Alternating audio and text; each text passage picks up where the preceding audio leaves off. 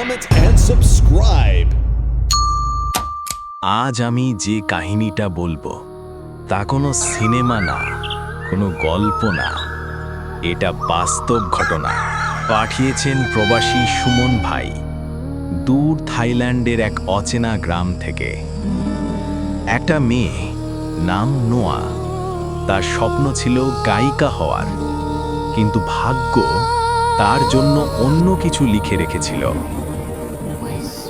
বাড়ি থেকে পালিয়ে এক বন্ধুর কাছে আশ্রয় নেয় সে, কিন্তু জানতো না যে গ্রামে সে গিয়েছিল সেখানে প্রতি 3 জনে একজন কালো জাদু করে।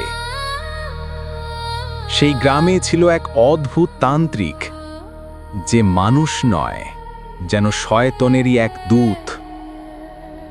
আর সেই তান্ত্রিক এক রাতে নোয়াকে ডেকে পাঠায় এক অন্ধকার ঘরে, যেখানে বাতাসে ধূপ আর রক্তের গন্ধ মিশেছিল। সেদিন রাতে শুরু হয় এক নিষিদ্ধ রিচুয়াল, যার পর থেকে নোয়ার জীবন আর আগের মতো ছিল না। শুনুন থাইল্যান্ডের অভিশপ্ত গ্রামের সেই কাহিনী, শয়তানের সন্তান, the Devil's child. In the drowning ghost box. Stepping in means unlocking the gates of fear. Welcome. অনেক বছর আগে থাইল্যান্ডের এক ছোট্ট পাহাড়ি গ্রামে থাকতো একটি মেয়ে, নাম তার নোয়া। স্বপ্ন ছিল একদিন সে হবে গায়িকা, কিন্তু ভাগ্য সব সময় স্বপ্নকে মানে না। নোয়া ছিল এক দরিদ্র পরিবারের মেয়ে। তার বাবা মা চেয়েছিলেন সে যেন পড়াশোনা করে ডাক্তার হয়। নোয়ার বাবার বন্ধুর স্কুলে সে ফ্রিতে পড়াশোনা করত, কিন্তু নোয়ার গলায় ছিল এক অদ্ভুত সুর, মায়া, যে গলায় গান উঠলে পুরো গ্রাম স্তব্ধ হয়ে যেত। এক রাতে চোখের পানি মুছে সে বাড়ি থেকে পালিয়ে যায়। একটা পুরনো ব্যাগ, কিছু কাপড় আর গলার ভরসা, এই নিয়েই যাত্রা শুরু তার দূরের শহরের পথে। শহরের বাইরে তার এক বান্ধবীর বাড়িতে আশ্রয় পায় নোয়া। সেখান থেকে সে ছোটখাটো কাজ শুরু করে, নিজের পায়ে দাঁড়ানোর চেষ্টা। কিন্তু এই শহর ছিল অদ্ভুত। লোকেরা বলে এখানে প্রতি 3 জনের একজন কালো জাদু জানে। মন্দিরের মঙ্গ মানে পুরোহিতরা তাদের সতর্ক করে বলতো, এই গ্রামে রাতের পর বাতাসে মানুষের নয় আরও কিছুর অস্তিত্ব অনুভব করি, তাই সাবধান। নোয়ার সাথে একদিন পরিচয় হয় এক রহস্যময় পুরুষের। সবসময় কালো পোশাক পরে, চোখে অদ্ভুত চাহনি। লোকটা নিজেকে তান্ত্রিক বলে পরিচয় দেয়। সে নোয়াকে বলে, তুমি যদি আমাকে একটি সন্তান দাও, আমি তোমাকে এত টাকা দেব, তুমি তোমার গানে সারা দেশ কাঁপাবে। নোয়া প্রথমে ভয় পায়, কিন্তু দরিদ্র জীবনের ক্লান্তি আর স্বপ্ন পূরণের লোভে সে রাজি হয়ে যায়। এক রাতে সেই তান্ত্রিক নোয়াকে ডাকে। সে বলে, আজ রাতেই আমাদের বন্ধন হবে। আজকের রাতের পর তুমি আর আমি 2 জগতে এক। নোয়া যখন তার সাথে যায়, সে দেখে এক নির্জন জায়গা, একটা পুরনো মন্দিরের পেছনে গুহার মতো কক্ষ। ভেতরে শত শত প্রদীপ জ্বলছে, ছাদ থেকে ঝুলছে মানুষের খুলির মালা, আর চারপাশে অদ্ভুত ধূপের গন্ধ। তান্ত্রিক মাটিতে লাল রঙের এক চক্র এঁকে বসে, বলে, এটা শয়তানের দোরগোড়া, এই চক্রের বাইরে পা রাখলে তুই জীবিত ফিরবি না। নোয়া আতঙ্কিত হয়ে যায়, কিন্তু কিছু একটা যেন তাকে টেনে নিচ্ছিল ভিতরে। তান্ত্রিক ধীরে ধীরে মন্ত্র পাঠ করতে শুরু করে। তার চোখ লাল হয়ে ওঠে, মুখের কোণে কালো ধোঁয়া বেরোতে থাকে। নোয়া তখনও বোঝে না সে মানুষের সাথে নয়, শয়তানের সাথে চুক্তি করছে। তান্ত্রিক নোয়াকে কাছে টেনে নেয়, অন্ধকার চক্রের মধ্যে তাদের ছায়া এক হয়ে যায়। হঠাৎ বাতাস থেমে যায়, দেওয়ালের সব প্রদীপ একসাথে নিভে যায়। নোয়া কেঁপে ওঠে। তার চোখের সামনে ছেলেটার মুখ বদলে যাচ্ছে, মানুষ থেকে এক ভয়ঙ্কর শয়তানে। তার কণ্ঠে তখন এক বিকট হাসি। এখন থেকে তুই আমার, আর তোর সন্তান হবে দুই জগতের সেতু। সেই রাতের পর থেকেই নোয়া আর স্বাধীন ছিল না। তান্ত্রিক তাকে নিজের ছায়ার মতো বন্দি করে রেখেছিল। তার খাবার, ওষুধ, পোশাক সব কিছুর ব্যবস্থা করত সেই তান্ত্রিকই।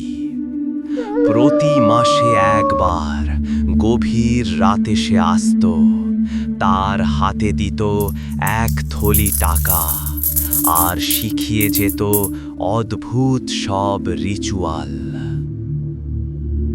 নোয়া, মনে রাখো, আমাদের গোপন কথা যদি কেউ জানতে পারে, তোমার জীবন শেষ করে দেব কালো জাদু দিয়ে।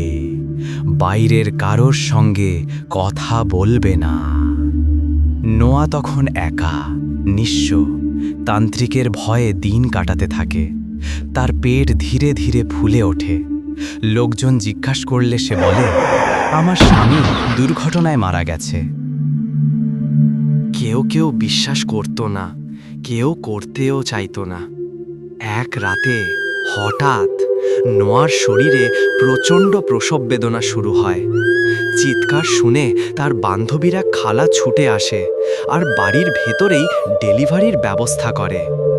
রাতের অন্ধকারে বজ্রপাতের আলোয় জন্ম নেয় যমজ বাচ্চা, একটি সাদা আর একটি কালো।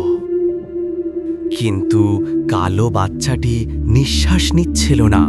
তার চোখ বন্ধ, শরীর ঠান্ডা। তান্ত্রিকের শিখিয়ে দেওয়া রিচুয়ালে নোয়ার কোনো ভুল হয়েছিল। শয়তানের সন্তান জন্মের আগেই মারা গেছে। অন্যদিকে সাদা বাচ্চাটি বেঁচে যায়, কিন্তু কেউ জানতো না তার ভেতরেই চলে এসেছে সেই মৃত শয়তান বাচ্চার শক্তি। যে মহিলা নোয়ার ডেলিভারি করাচ্ছিলেন, তিনি প্রথমে ভেবেছিলেন সব স্বাভাবিক, কিন্তু হঠাৎ তিনি দেখেন সাদা বাচ্চাটি তার মায়ের পেটের নাড়িভুড়ির রগ ছিঁড়ে রক্ত খেতে শুরু করেছে। চিৎকার করে ওঠেন তিনি, এইটা মানুষ না, এটা মানুষ না, আর আতঙ্কে দৌড়ে পালিয়ে যান ঘর থেকে।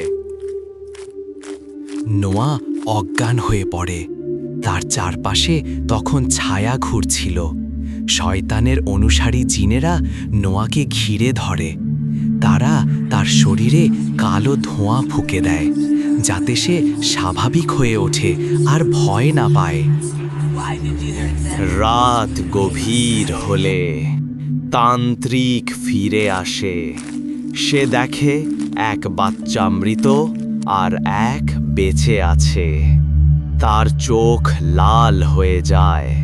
সে মৃত বাচ্চার শরীরের কিছু অংশ ছিঁড়ে নিয়ে তার কাছে রাখে, আর কালো বাচ্চাটিকে একটি কাঁচের বোতলে ভরে মন্ত্র পড়ে বন্ধ করে দেয়। তান্ত্রিক নোয়াকে বলে, এই বোতলে শয়তানের দেহ আছে। প্রতিদিন এই মৃত বাচ্চাকে নিয়ে আমার শিখিয়ে দেওয়া রিচুয়াল করবে। তোমার সাদা মেয়েটি এখন তার আত্মার ধারক। যতদিন পর্যন্ত ওর পিরিয়ড না হয়, ওর ভেতরের শক্তি ঘুমিয়ে থাকবে। কিন্তু মনে রেখো নোয়া, তুমি যদি পালাতে চাও, আমি তোমাকে মাটির নিচে টেনে নেব নিজের হাতে। নোয়া তখন চুপ করে মাথা নিচু করে বসে থাকে। চোখে জল, কণ্ঠে ভয়, আর বুকের ভেতর এক অজানা বোঝা। সেই রাতেই আকাশে দেখা যায় শত শত কালো পাখি, যেন কেউ অদৃশ্য কিছু জন্ম নিয়েছে পৃথিবীতে। দূরের পাহাড়ের মন্দিরে মঙ্গুরু ধ্যান ভেঙে উঠে বলেন, শয়তান আবার ফিরে এসেছে। তারপর দিনগুলো কেটে যায়। নোয়া তার মেয়েকে মানুষ করতে থাকে, কিন্তু মেয়েটি অন্য সব শিশুর মতো ছিল না। তার চোখে মাঝে মাঝে অদ্ভুত লাল আলো দেখা যেত, আর সে রাতে ঘুমের মধ্যে কারো নাম ধরে কথা বলতো। গ্রামের মানুষ নোয়াকে ভয় পেতে শুরু করে। তারা বলে, ওদের ঘর থেকে রাতে ধূপের গন্ধ আসে, মন্ত্রের আওয়াজ আসে। এদিকে সেই তান্ত্রিক, দিনের বেলায় সে গ্রামের স্কুলের হেডমাস্টার, শান্ত, বিনয়ী, সম্মানিত। কিন্তু রাতে সে আর মানুষ থাকে না। চাঁদের আলোয় বনের ভেতর সে মুখে মুখোশ পরে রিচুয়াল করে। গ্রামের কিছু লোভী মানুষকে সঙ্গে নিয়ে ডাকে অন্ধকার শক্তিগুলোকে। আর দূরে মন্দিরের ঘণ্টা নিজে নিজে বাজতে থাকে, যেন কেউ জানাচ্ছে অন্ধকার এখনো শেষ হয়নি। সময় কেটে যায়, বছর ঘুরে যায়। নোয়ার কোলের সেই মেয়ে সুমালা ধীরে ধীরে বড় হতে থাকে। গ্রামের লোকজন তাকে ভয় পেত, কেউ তার ছায়ার দিকেও তাকাতো না। তবে গ্রামের এক বুড়ো দম্পতি ছিল যারা বিশ্বাস করত না এসব কথা। তারা সুমালাকে নিজের নাতনির মতো আদর করত। নোয়া মেয়েকে স্কুলে ভর্তি করিয়ে দেয়। সেই স্কুলেই হেডমাস্টার ছিল সেই তান্ত্রিক, যে দিনে সাদা পোশাক পরে শিক্ষক আর রাতে মুখোশ পরে শয়তানের পূজারী। হেডমাস্টার সুমালাকে চোখে চোখে রাখত। তার প্রতি যত্ন, শাসন, স্নেহ সব যেন কোনো অদ্ভুত উদ্দেশ্যে করা হতো। সে জানত সুমালার ভেতরে আছে এক অলৌকিক শক্তি, যে শক্তি দিয়ে কালো জাদু ধ্বংস করা যায়। কিন্তু যদি সঠিক সময়, মানে তার প্রথম রজস্রাবের সময় রিচুয়ালে ব্যবহার করা যায়, তাহলে সেই শক্তি বদলে যাবে, ধ্বংস না হয়ে পরিণত হবে নতুন এক শয়তানে। একদিন স্কুলে এক মেয়ে, নাম তার পিয়া, সুমালাকে নিয়ে মজা করছিল। বলেছিল সে শয়তানের মেয়ে। সেদিন দুপুরে পিয়ার শরীরে হঠাৎ শত শত মাকড়সা উঠে আসে। সে চিৎকার করতে থাকে, নিজের শরীর খামচাতে খামচাতে রক্তে ভেসে যায়। সবাই পালিয়ে যায়, আর সেদিনের পর পুরো গ্রাম সুমালাকে ভয় পেতে শুরু করে আরও বেশি। একদিন গ্রামের আরেক মেয়ে তিতি এক কালো জাদুকর মহিলার কাছে যায়। সে বলে, সুমালার শক্তি আমাদের ভয় ধরিয়ে জীবন নষ্ট করছে, ওর ওপর জাদু করো। সেই মহিলা এক কালো পুতুলে সুই গেথে মন্ত্র পড়ে, আর সেই রাতেই সুমালা হঠাৎ চিৎকার করে ওঠে। তার শরীর কাঁপতে থাকে, চোখ উল্টে যায়। কিন্তু ঠিক তখনই এক মং গুরু আসে। সে সুমালার মাথায় হাত রেখে মন্ত্র পড়ে, নমময় বুদ্ধায়, শয়তান দূর হও। ধীরে ধীরে সুমালা শান্ত হয়। সেই দিন থেকেই মং বুঝে যায়, এই মেয়েটি একদিন পৃথিবীকে মুক্তি দেবে অন্ধকার থেকে। তবু সুমালার জীবন সুখের ছিল না। ছোটবেলা থেকেই কেউ তার সাথে মিশত না। সে একা একাই থাকত। মাঝে মাঝে মায়ের রিচুয়াল দেখে ভয় পেত। নোয়া তখনও সেই কালো মৃত শিশুর আত্মাকে ডাকার রিচুয়াল করত। ধূপের ধোঁয়া, রক্তমাখা মন্ত্র আর শয়তানের বোতল। সুমালা চিৎকার করে বলতো, মা, তুমি এটা বন্ধ করো, এগুলো পাপ। কিন্তু নোয়া তার কথা শুনত না। মা মেয়ের মধ্যে প্রায়ই ঝগড়া হতো। সুমালা মাঝে মাঝে বলতো, তুমি যে দানবের সঙ্গে চুক্তি করেছ, সে আমার ভেতরেই বাস করছে। যে কেউ সুমালার সঙ্গে খারাপ ব্যবহার করত, অদ্ভুতভাবে মারা যেত। কেউ পুড়ে যেত, কেউ পাগল হয়ে নিজের শরীর ছিঁড়ে ফেলত। কিন্তু গ্রামের কালো জাদুকররা বেঁচে যেত, কারণ তাদের রক্ষা করত সেই হেডমাস্টার, অর্থাৎ তান্ত্রিক নিজে। নোয়ার গায়িকা হওয়ার স্বপ্ন শেষ হয়ে যায়। সে বুঝে গিয়েছিল তার জীবনের গান আর সুরে নয়, অভিশাপে বাঁধা। সে চুপ করে এই পরিবেশের সঙ্গে নিজেকে মানিয়ে নেয়। অন্যদিকে সুমালা মাঝে মাঝে রাতের বেলায় জেগে উঠত। তার চোখ লাল হয়ে যেত আর সে বলতো, আমি আবার তাকে দেখেছি, সে একজন জাদুকর, আর তার পাশে মা, তুমি ছিলে। নোয়া চুপ করে মেয়ের দিকে তাকিয়ে থাকত, কারণ সে জানত মেয়েটি স্বপ্ন দেখছে না, বরং অতীতের অভিশাপ দেখছে। সুমালার রক্তে আছে মুক্তির শক্তি, কিন্তু কে জানে সে শক্তি আলো আনবে না নতুন অন্ধকার। আজ এইটুকুই, আগামীকাল বাকি অংশ শুনতে পারবেন। কেমন লাগলো আজকের এই ভয়ানক ঘটনা? আপনারা কি এই ধরনের ঘটনার মুখোমুখি হয়েছেন কখনো?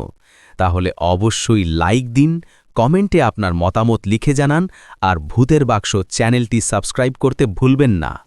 মনে রাখবেন, অশুভ শক্তি, কালো জাদু আর অন্ধকারের পেছনে ছুটলে শেষ পর্যন্ত ধ্বংস ছাড়া আর কিছুই পাওয়া যায় না। সত্য আর আলোর পথেই রয়েছে নিরাপত্তা। সুস্থ ও ভালো থাকবেন। আল্লাহ হাফেজ।